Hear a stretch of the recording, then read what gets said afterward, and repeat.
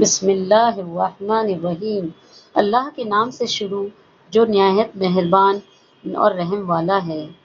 الحدیث: اللہ تعالیٰ تمہارے جسموں اور تمہاری صورتوں کو نہیں دیکھتا، وہ تو تمہارے دلوں کو دیکھتا ہے۔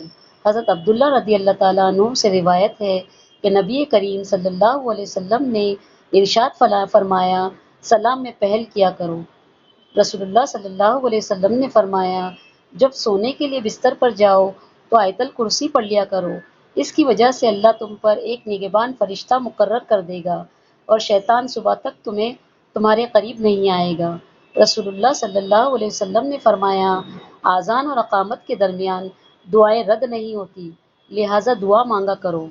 حضرت عبداللہ بن مسعود رضی اللہ تعالیٰ عنہ بیان فرماتے ہیں، ایک شخص نے نبی کریم صلی اللہ علیہ وسلم سے پوچھا، کون سا عمل سب سے افضل ہے؟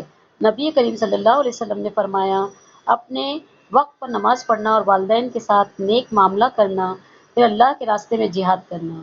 اللہ سے نفع بخش علم مانگو اور فائدہ نہ دینے والے علم سے اللہ کی پناہ مانگو۔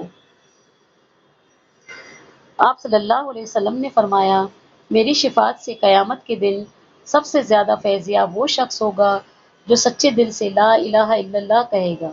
آپ صلی اللہ علیہ وسلم نے فرمایا، اپنی زبان کو اللہ کے ذکر سے تر رکھو۔ آپ صلی اللہ علیہ وسلم نے فرمایا، جب انسان مر جاتا ہے تو اس کا عمل موقوف ہو جاتا ہے، مگر تین چیزوں کا ثواب جاری رہتا ہے۔ نمبر 1 صدقہ جاریہ، نمبر 2 علم جس سے لوگ فائدہ اٹھائے، نمبر 3 نیک اولاد جو اس کے لیے دعا کرے۔ آمین یا رب العالمین۔ اللہ ہم سب کو نیک توفیق عطا